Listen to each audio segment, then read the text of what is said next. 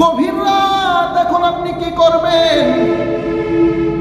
আপনার বিবি অসুস্থ হয়ে পড়ছে, হঠাৎ করে, আল্লাহ না করুক আপনার বিবি অসুস্থ হয়ে গেছে।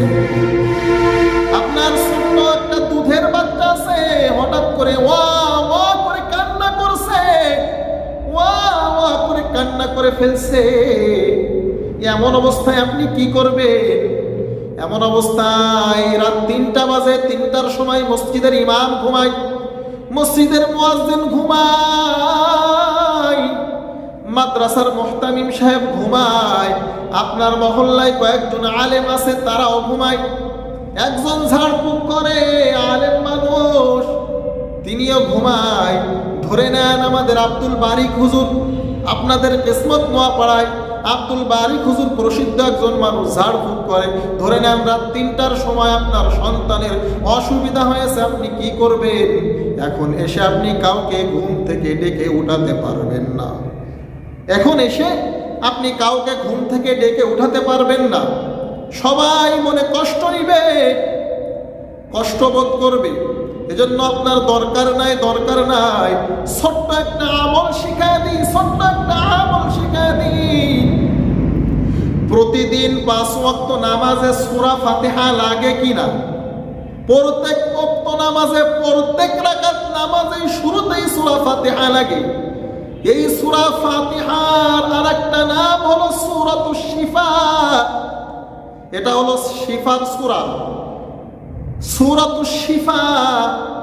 এই সূরাতুশ শিফা অর্থাৎ সূরা ফাতিহা, আল্লাহর যদি কোনো বান্দা সূরা ফাতিহা 7 বার পড়ে, কয়বার? সূরা ফাতিহা 5 আর 2 7। সূরা ফাতিহা যদি 7 বার পড়ে, 7 বার পড়ে একটা বোতল নিয়ে পানির মধ্যে ফুঁক দেয়, পানির মধ্যে ফু দিয়া যদি আল্লাহ রাসূলের হাদিস অনুযায়ী, হাদিসের উপরে ইয়াকিন করে, বিশ্বাস করে, সূরা ফাতিহার উপর ইয়াকিন আর বিশ্বাস নিয়ে যদি ওই পানিটা সন্তানকে বা তার বিবিকে পান করা দেয়, আমার আল্লাহর হাবিব পয়গম্বর রাসূল আরবি সাল্লাল্লাহু আলাইহি ওয়াসাল্লাম বলেন, ওই যে সূরা ফাতিহার উপরে ইয়াকিন আর বিশ্বাস রাখার কারণে আমার আল্লাহ ওই বান্দাকে ওই গভীর রাত্রে পরিপূর্ণ শিফা দান করে দিবে। সুবহানাল্লাহ, পরিপূর্ণ সুস্থতার নিয়ামত পেয়ে যাবে বান্দা সূরা ফাতিহা থেকে। সূরা ফাতিহা শিফার সূরা। সূরা ফাতিহা পড়বে আলহামদুলিল্লাহি রাব্বিল আলামিন, আর রহমানির রহিম, মালিকি ইয়াউমিদ্দিন, ইয়্যাকা না'বুদু ওয়া ইয়্যাকা নাস্তাঈন, ইহদিনাস সিরাতাল মুস্তাকিম, সিরাতাল লাযীনা আন'আমতা আলাইহিম গায়রিল মাগদূবি আলাইহিম ওয়ালাদ-দাল্লিন, আমিন। এভাবে 1 বার, 2 বার, 3 বার, 4 বার, 5 বার, 6 বার, 7 বার পড়ে পানির মধ্যে ফুঁক দিয়ে আপনার সন্তানকে খাওয়া দেন। আল্লাহ তাআলা সূরা ফাতিহার উপর ইয়াকিন আর বিশ্বাস রাখার বদৌলতে আপনার সন্তানকে পরিপূর্ণ সুস্থতার নিয়ামত দান করে দিবে। সুবহানাল্লাহ। পারবো তো ইনশাআল্লাহ? আর কোথাও যাওয়া লাগবে না। সূরা ফাতিহা পড়ে এইভাবে আমরা নিজের সন্তানকে নিজেই ঝাড়ফুঁক করার চেষ্টা করব। পারবো না ইনশাআল্লাহ? ইনশাআল্লাহ পারবো, অবশ্যই পারবো। সূরা ফাতিহা পড়ে ঝাড়ফুঁক করলে কি হয়, ছোট্ট একটা ঘটনা আপনাদেরকে শোনাইলে আপনারা বুঝতে পারবেন যে কত পাওয়ারফুল সূরা। সূরাতুশ শিফা, সূরা ফাতিহা কত পাওয়ারফুল সূরা। এই সূরাটা পড়ে ঝাড়ফুঁক করে সাহাবায়ে কেরাম কেমন ফায়দা আর উপকারিতা পেয়ে গিয়েছে, একটা ছোট্ট ঘটনা শুনলে বুঝতে পারবেন। আল্লাহর হাবিব সাল্লাল্লাহু আলাইহি ওয়াসাল্লামের একদল সাহাবায়ে কেরাম কোথাও এক জায়গায় যুদ্ধে গিয়েছিল, যুদ্ধের ময়দানে, জিহাদের ময়দানে গিয়ে ওইখানে তাদের খানা পিনা সব শেষ হয়ে যায়। হঠাৎ করে পাশে এক ইহুদিদের আস্তানায় গিয়ে বলে, ও ভাই, আমাদের মুসলমানদের কাফেলার কোনো খাবার নাই, মুসলমানদের সব খাবার শেষ হয়ে গেছে, আপনারা যদি আমাদেরকে কিছু খাবার দিতে আমরা বড় উপকারিত হতাম, আমরা বড় উপকৃত হতাম। আপনারা কি আমাদেরকে কিছু খানা দিবেন? বলে, না না না, আমরা মুসলমানদেরকে সাহায্য করব না, খানা দিব না, আমরা মুসলমানদেরকে খানা দিব না। মুসলমানের নেতা আমির যিনি ছিলেন, চেহারাটা বড় মলিন, মনটা খারাপ করে চলে আসলো কাফেলার কাছে, এসে বলল, না না, ইহুদিরা আমাদেরকে খানা দিতে রাজি না। চুপচাপ বসে আছে।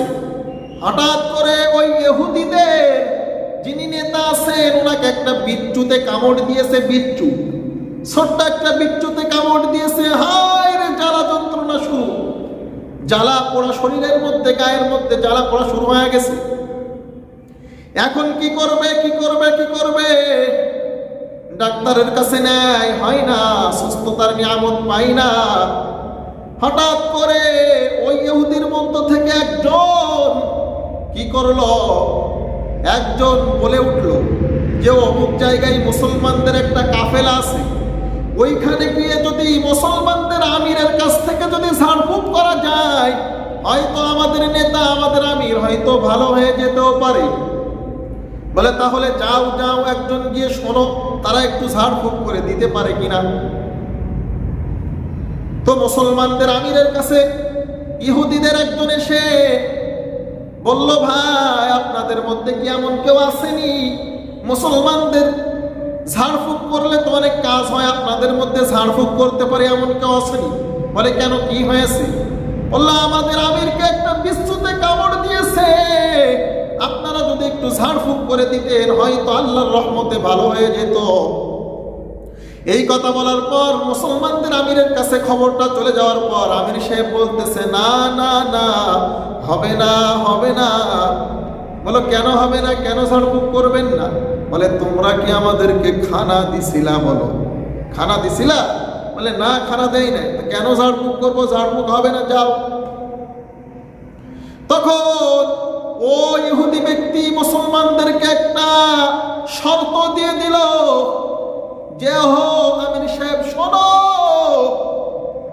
তুমি ঝাড়ফুঁক করার ফলে যদি আমাদের আমির ভালো হয়ে যায়, পরিপূর্ণ সুস্থতার নিয়ামত পেয়ে যায়, তাহলে তোমাদেরকে 30টা বকরি আমরা দান করব।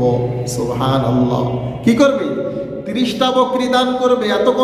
এত সময় খানা দিতে রাজি হয় না, এখন কি করবে? 30টা বকরি দান করবে। 30টা বকরি, আল্লাহু আকবার। চিন্তা করা যায়, 30টা বকরি দিবে। এখন মুসলমানদের নেতা আমির গিয়ে ইহুদির আমিরের গায়ে ঝাড়ফুঁক করে দিল, পানির মধ্যে দম করে ফু দিয়ে, পানির মধ্যে ফু দিয়ে খাওয়া দিল। সঙ্গে সঙ্গে সুস্থতার নিয়ামত পেয়ে গেল। আলহামদুলিল্লাহ, সঙ্গে সঙ্গে সুস্থতার নিয়ামত পেয়ে গেল। 30টা বকরি তারা দান করে দিল। এখন সাহাবায়ে কেরাম বড় চিন্তার মধ্যে পড়ে গেল, কি করি, কি করি? এটা তো আমরা শর্ত দিয়ে তাদের কাছ থেকে নিয়েছি, শর্ত দিয়েছি ঝাড়ফুঁক করব, ভালো হয়ে গেলে তারা আমাদেরকে 30টা বকরি দিবে। এটাকে আমাদের জন্য নেওয়া জায়েজ হবে, খাওয়া জায়েজ হবে কিনা? তারা খুব চিন্তায় পড়ে গেল। দুই একজন সাহাবায়ে কেরাম পয়গম্বরের নিকট দৌড়ায় চলে গেল। দৌড়াইতে দৌড়াইতে গিয়ে পয়গম্বরকে বলতেছে, ইয়া রাসূলুল্লাহ, ও পয়গম্বর, এই বিষয়টা ঘটে গিয়েছে আমাদের সাথে, ইহুদিদের সাথে আমাদের সাথে এই বিষয়, এই ঘটনা ঘটে গিয়েছে, কি করা যায়? আমাদের জন্য কি এই বকরিগুলা খাওয়া জায়েজ হবে? পয়গম্বর রাসূল আরবি সাল্লাল্লাহু আলাইহি ওয়াসাল্লাম, দয়ার নবী, মায়ার নবী আমার, মুসলমানদেরকে, ওই সাহাবায়ে কেরামদেরকে বলল, ও সাহাবায়ে কেরাম শোনো, যাও যাও যাও, তোমরা গিয়ে ওই 30টা বকরি জবাই করে তৃপ্তি সহকারে খাও এবং আমার জন্য এক অংশ রাখিও। সুবহানাল্লাহ। তোমরা তৃপ্তি সহকারে এটা খাও, কোনো সমস্যা না, এটা জায়েজ, এবং আমি পয়গম্বরের জন্য একটা অংশ রেখে দিও, আমিও খাবো তোমাদের সাথে। আল্লাহু আকবার। এরপর রাসূল আরবি সাল্লাল্লাহু আলাইহি ওয়াসাল্লাম পয়গম্বর ওই সাহাবীর কাছে জিজ্ঞাসা করলো, বুঝলাম তোমরা 30টা বকরি পেয়েছো ঝাড়ফুঁক করে দিয়ে, কিন্তু আমাকে একটু বলবা কি পড়ে ঝাড়ফুঁক করলে? বললো, ইয়া রাসূলুল্লাহ, ইয়া হাবিবাল্লাহ, আপনার হাদিস অনুযায়ী সূরা ফাতিহাটা হলো সূরাতুশ শিফা, এটা শিফার সূরা। সূরা ফাতিহা 7 বার পড়লাম, পানির মধ্যে ফুঁক দিলাম, এরপর ইহুদিকে খাওয়া দিলাম, ভালো হয়ে গেল। সুবহানাল্লাহ। রাসূলুল্লাহ সাল্লাল্লাহু আলাইহি ওয়াসাল্লাম ওই সাহাবীকে বললেন, ঠিক করছো, তুমি যে সূরা ফাতিহা পড়ে ঝাড়ফুঁক করলে এটাই উত্তম কাজ করছো। আর এই সূরা ফাতিহার উপর ইয়াকিন আর বিশ্বাস, আর সূরা ফাতিহা পড়ে ভক্তি করে ইয়াকিন আর বিশ্বাসের সাথে তুমি যখন ইহুদিকে পানি পান করা দিয়েছো, সূরা ফাতিহার উপর ইয়াকিন রাখার কারণে আমার আল্লাহ ওই ইহুদিকে পরিপূর্ণ শিফা দান করে দিয়েছে। সুবহানাল্লাহ। পরিপূর্ণ শিফা দান করে দিয়েছে সূরা ফাতিহার বিনিময়ে, সূরা ফাতিহার উপর ইয়াকিন রাখার কারণে। এখান থেকে আমরা আরেকটা মাসআলা বের করতে পারি, সেটা হলো, তাহলে এখান থেকে বোঝা যায় যদি কোনো উলামায়ে কেরাম, ইমাম, মুয়াজ্জিন, খতিব, মাদ্রাসার মুহতামিম, কোনো আলেম যদি কোনো বাচ্চাকে ঝাড়ফুঁক করে দেয়, যদি কাউকে ঝাড়ফুঁক করে দেয়, এর যদি বিনিময়ে কিছু দিতে চায় হাদিয়া, এটা নেওয়া জায়েজ আছে, এটা নেওয়া জায়েজ আছে। তো আপনারা দিবেন, যেটা জায়েজ আছে জায়েজ কাজ করবেন, কোনো সমস্যা নাই। তো এখান থেকে বোঝা যায় যে আমাদের সন্তানের যদি কোনো সমস্যা হয়, কেন বেহুদা আমরা উলামায়ে কেরামকে, ইমাম সাহেবকে সবসময় কষ্ট দিব? গভীর রাত্রে সমস্যায় পড়ছেন, গভীর রাত্রে আপনি, আপনার বিবি, আপনার সন্তান, আপনার নিকটস্থ ব্যক্তি, আপনার ভাই, আপনার বোন, আপনার মা, আপনার বাবা সমস্যায় পড়ছে, অসুস্থ হয়ে পড়ছে, আপনি এটা করেন, আপনি মুসলমান, আপনি নামাজি বান্দা, আপনি মুমিন বান্দা, আপনি তো সূরা ফাতিহা জানেন, সূরা ফাতিহা 7 বার পড়েন, পানির মধ্যে ফুঁক দেন, ইয়াকিন আর বিশ্বাসের সঙ্গে খাওয়া দেন, আল্লাহ তাআলা আপনার সূরা ফাতিহার উপরে ইয়াকিন আর বিশ্বাস রাখার ফলে আল্লাহ আপনার পরিপূর্ণ আরোগ্য, পরিপূর্ণ সুস্থতার নিয়ামত দান করে দিবে। সুবহানাল্লাহ। পারবো তো ইনশাআল্লাহ? আমরা সবাই এই কাজটা করব। আপনাদেরকে সহজ একটা সুন্দর ঝাড়ফুঁক করার দোয়া শেখায় দিলাম। আল্লাহ তাআলা সকলকে আমল করার তৌফিক দান করুক। সকলে বলেন আমিন।